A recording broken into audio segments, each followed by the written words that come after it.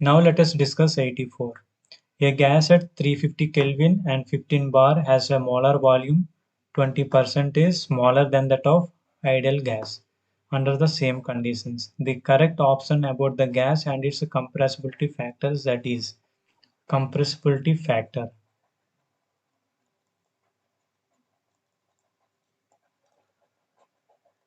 that is Z equal to V real by V ideal. According to the given question, V real less than or equal to V ideal. Compressibility factor Z less than 1. Okay, by knowing of this, you can easily eliminate two options, that is option 1 and option 2. When the compressibility factor Z less than 1, there is an attractive forces are dominant.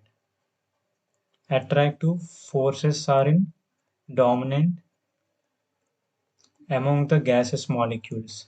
By these attractions, the liquefaction of gases is easy. Now let us verify the given options. Here Z less than 1 and Z less than 1.